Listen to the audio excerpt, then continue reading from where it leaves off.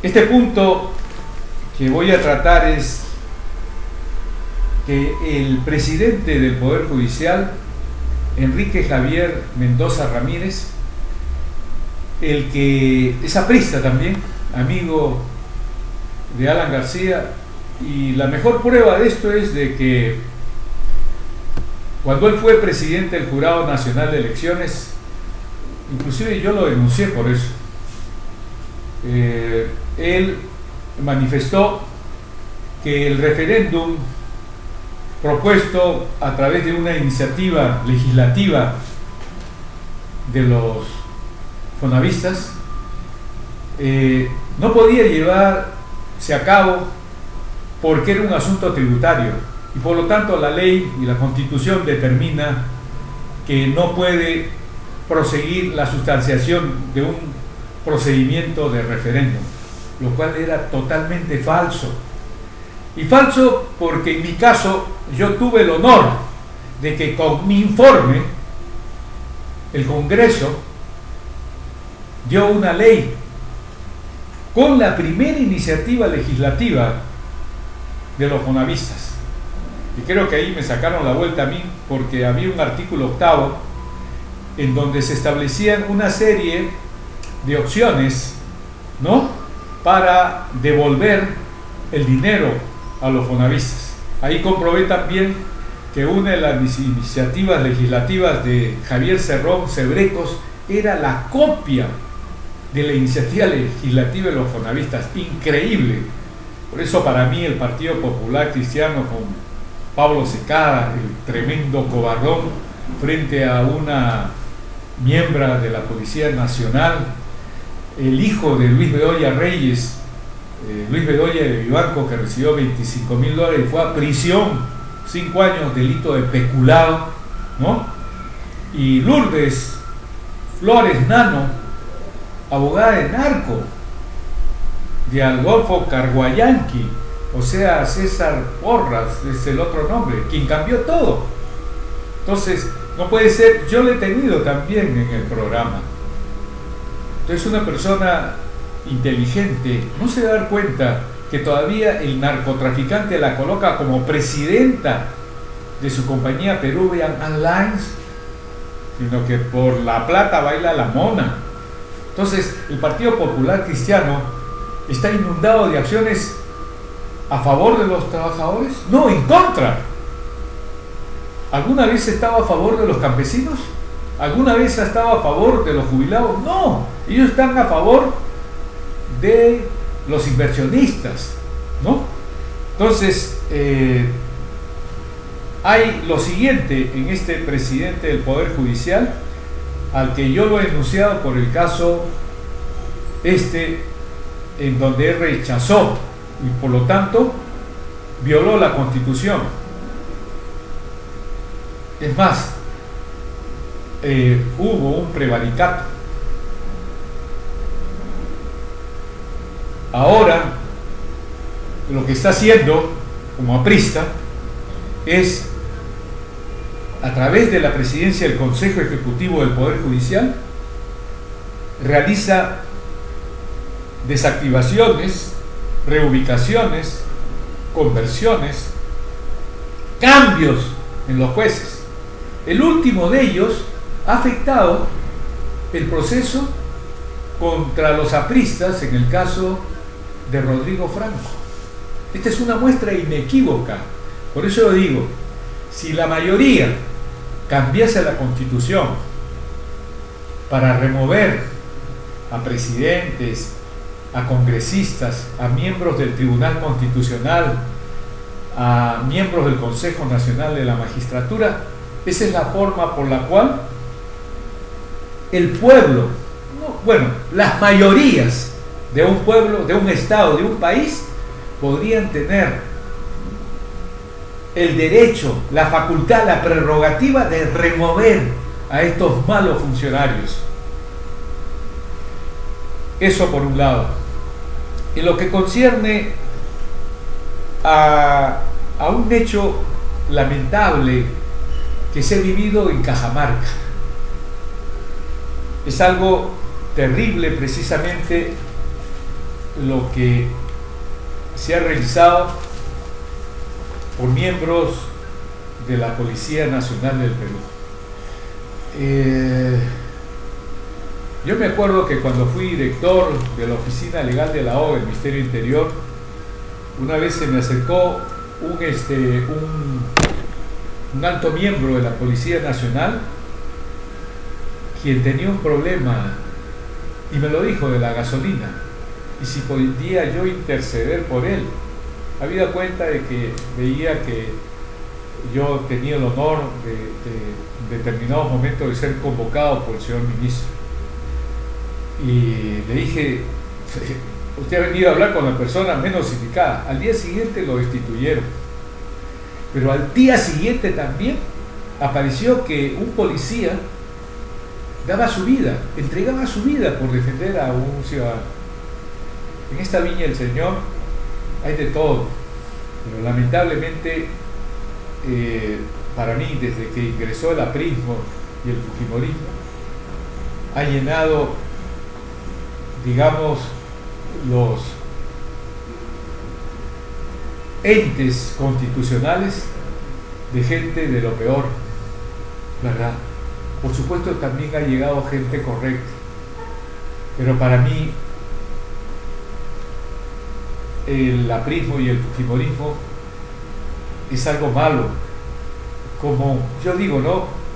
De una persona mala uno recibe consejos malos, de una persona buena recibe consejos buenos. Entonces ese señor joven Quirós, que ha muerto prematuramente, señala que desde el año 1948 los apristas habían inundado con sus partidarios todos los centros, todos los entes constitucionales, y provocaron pues una caída, ¿no?, del régimen de Bustamante y Rivero. Y yo les cuento un pasaje también de lo que me pasó a mí cuando era catedrático de Derecho Tributario y Aduanero en San Marcos. Yo decía que el gobierno, que para mí ha sido lo mejor, de Juan Velasco Alvarado, había tenido la siguiente forma de actuar. Cuando una entidad no cumplía con sus pagos, simplemente el Estado tomaba a esas empresas. Como consecuencia de eso, el Estado constituyó empresas como Petroperú, Pesca Perú, etc. Todas estas empresas redituaban grandes utilidades. Cuando viene el primer gobierno de Alan Ludwig Gabriel García Pérez, transforma estas utilidades en 2.500 millones de pérdidas.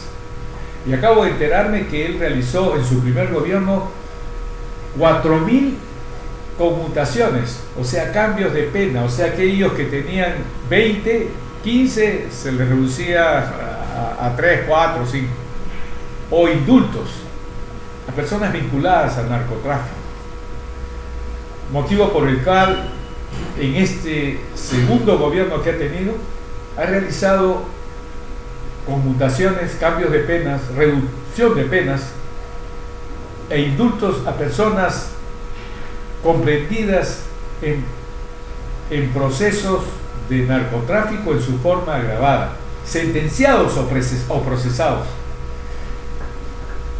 Esto está vedado, proscrito, prohibido por la ley. Por lo tanto, se afecta el artículo 2, numeral 24, literal A, que dice que se está impedido de hacer lo que la ley prohíbe. Por esta razón, él tiene que ser inhabilitado. Lamentablemente tenemos un Congreso con un 85% de su personal con ilicitudes. Entonces, este es el panorama terrible que hay en donde el Poder Judicial está presidido por un juez supremo que por un lado ha cometido una grave violación a la Constitución y prevaricato, Javier Enrique Mendoza Ramírez, y por otro lado el fiscal Carlos Ramos Heredia, con el que tuve un choque cuando era fiscal superior, me acuerdo. Yo estaba defendiendo a una persona que estaba implicada en un proceso especulado, pero sin que ella tenga responsabilidad, en donde inclusive la Contraloría determinó que ella no tenía responsabilidad. Sin embargo, vino la Policía Judicial, la policía, y con el informe de la policía, el Ministerio Público determinó su responsabilidad. El caso es de que yo fui a hablar con él porque hacían largos meses que él no emitía el dictamen correspondiente, que era simplísimo, ¿no? Igual como tuve un problema con César Javier Vega Vega, 6 meses, oiga, le dije, ¿quiere usted que yo le haga? Porque solamente remítase al juzgado, es lo único que tiene que hacer, lo suyo. Él era el presidente de la sala penal, y cuando fui a hablar con este fiscal superior, él me dijo, oiga, este asunto tiene más de 4.000 folios. Oiga, le dije, yo he leído y tengo el falso expediente de las 4.000 fojas. O sea, no me venga usted a decir, ¿no? Y yo tengo varios casos. Ya me dijo, venga la próxima semana. Imagínense, pues, ¿no? Ese fue, ya después nos vimos, nos saludamos, pero ahorita el problema está que en el caso Centralita, y lamentablemente lo tengo que decir, yo conozco a la fiscal Nora Mirabal y tengo una profunda tristeza porque en el contexto en que se le está incriminando por delito de abuso de autoridad a 4 fiscales por haber cometido este delito, en donde no lo están haciendo por dinero, lo están haciendo porque hay la presunción. Acuérdense que la prevención del delito está en eso, en una etapa de investigación indagatoria, porque el Código Procesal Penal ya es de aplicación fuera de Lima, ya era de aplicación, y por lo tanto, dentro del marco jurídico del Código Procesal Penal, la actividad de estos 4 fiscales era algo elogiable, era un ditirambo a la actuación del Ministerio Público, una loa, pero sin embargo resultan incriminados, y una muestra inequívoca de ello es que este fiscal se niega a incriminar a estos del caso Centralita por delito de lavado de activos. Él actuaba en contra de estos fiscales, dijo que nunca había hablado con Rodolfo Orellana y se le demostró que sí. Por último, también decía que no tenía vinculación con César Álvarez. Entonces, esta situación de tantos indicios que determinan una grave responsabilidad, vamos a ver si el Consejo Nacional de la Magistratura cumple con sus funciones y destituye a este fiscal de la nación. Eso por un lado.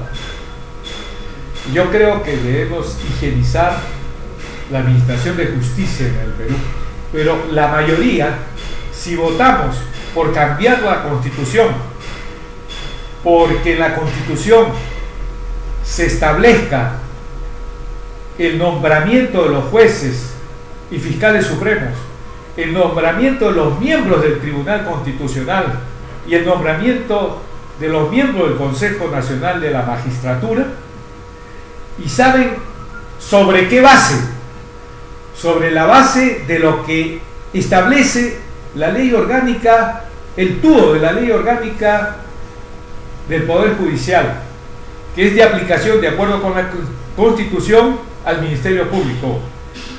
que el juez debe ser una persona intachable, de conducta irreprochable, una persona honorable.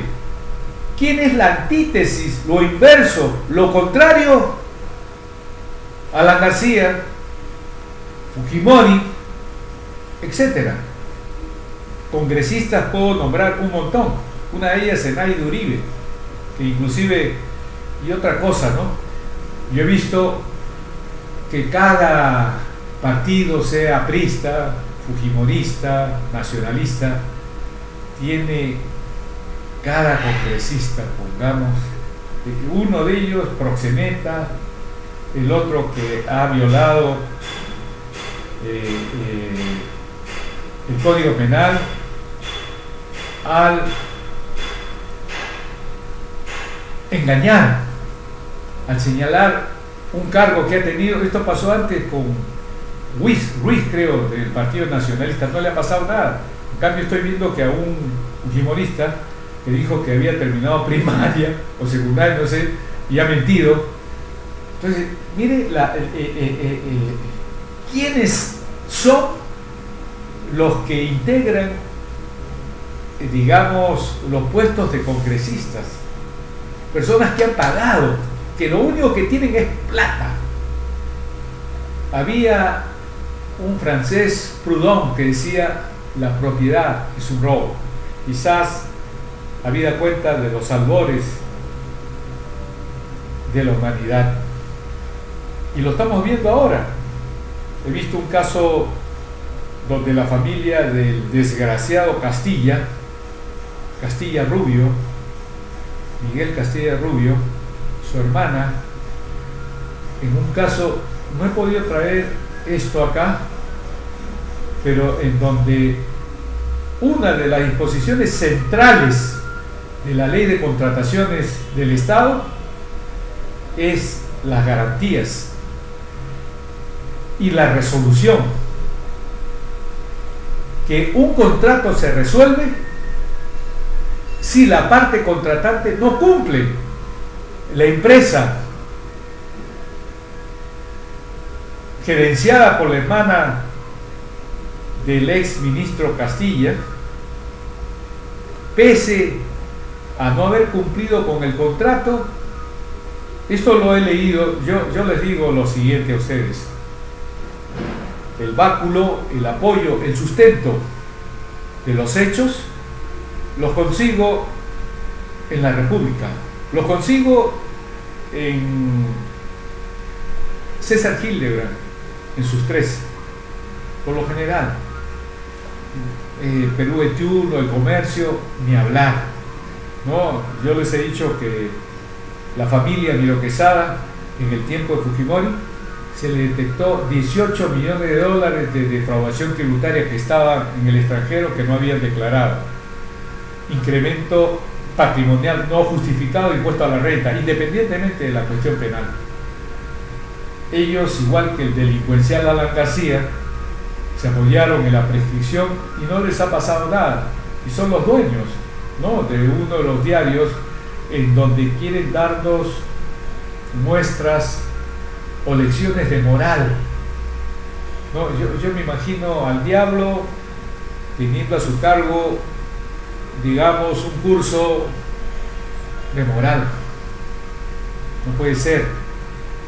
Yo digo, por lo general, estas entidades inversionistas hay veces utilizan, o hay veces también son dueños de las empresas de medios de comunicación, pero hay veces, al margen de eso, los mismos medios de comunicación tienen su gente, como por ejemplo Jaime de Altaus, de Canal N, Juan Paredes Castro en El Comercio, Raúl Vargas en radioprogramas del Perú. ¿Alguna vez ellos han hablado algo a favor de los trabajadores? ¿A favor de los campesinos? ¿A favor de los jubilados? ¡Ni hablar! Más aún si Raúl Vargas fue a Holanda, pagado por la AFP Integra, y él habla pues maravillas, ¿no? Yo les digo, estuve en Chile el año 1993 y era un boom la AFP, pero a más de 2 décadas un chileno, una chilena recibe un promedio de 600, el equivalente, ellos en pesos, acá en nuevos soles, 600 nuevos soles. Imagínense pues, ¿no? Y yo les he dicho que el trabajador debe estar en planilla, pero hay veces cuando llega a una determinada edad, por lo general, hombre o mujer, 45 o 50 años, es despedido. Entonces, por lo general también no alcanza los 20 años y esa plata se la come la AFP.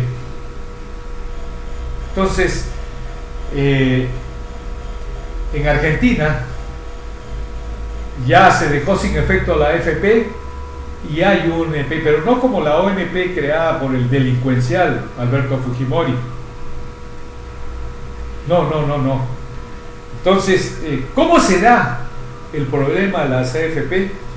Que una Universidad Pacífico, insospechable de duda en cuanto a sus acertos, a sus afirmaciones, ha señalado el fracaso de las AFP, del sistema privado de pensiones.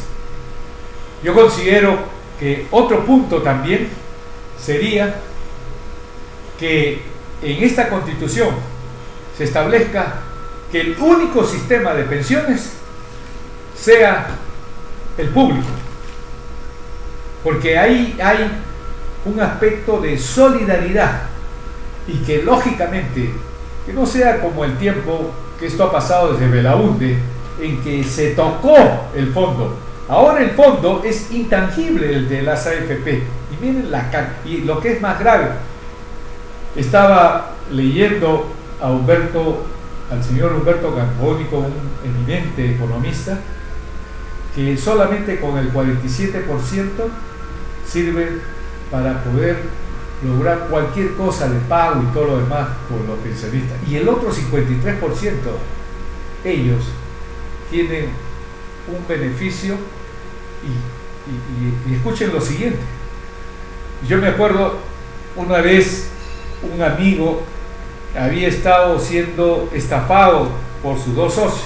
Le dijeron, por favor, firma, vamos a crear esta empresa. Pidieron un préstamo de 5 millones al Banco Industrial y cada uno de ellos se puso 100.000 soles mensuales. En 5 años o menos se comieron los 5 millones. Se fueron y él fue el que se quedó sin haber cobrado un solo centavo. Así se hace actualmente. Estas empresas AFP que tienen la propiedad de un alto porcentaje de este monto en donde contribuyen los trabajadores, ellos constituyen empresas y en esas empresas se ponen unos sueldos tremendos. Entonces, yo creo de que hay razones de peso como para que esta población en el Perú, que es similar, igual a cualquier país, en donde la mayoría de ellos, o sea, los trabajadores, las trabajadoras, los agricultores, los campesinos, las agricultoras, las campesinas, los jubilados o los pensionistas, son la mayoría, y una minoría, 500 en el Perú, son los inversionistas, que crean un grupo de confianza que a su vez se encarga de contratar a otros también. Todos estos 3 niveles cuentan con los mejores servicios de agua, de alcantarillado, de salud, de centros educativos, por la plata que tienen. Pero en cambio, el tercer nivel, el de los trabajadores, es el de que viven en condiciones terribles. Y hay una cosa que, por ejemplo, yo le haría llegar a este padre Marco Arana. En Corea del Norte se ha establecido un contrato con Rusia, creo que de 5.000 o 7.000 millones, para que siembren todo el territorio de Corea del Norte de sistemas ferroviarios. ¿Se imaginan que nosotros tengamos unos sistemas ferroviarios de norte a sur y de este a oeste? Con eso se llevaría el transporte, lógicamente, comercio, educación, salud, seguridad ciudadana, turismo. Verdaderamente habría mejores condiciones de vida para todos los peruanos en todos los confines del territorio peruano. Entonces, creo que ya estoy llegando al límite y por lo tanto, hasta el próximo programa, señoras, señores y jóvenes en general, de Radio Máxima en frecuencia modulada 95.3. Muchas gracias.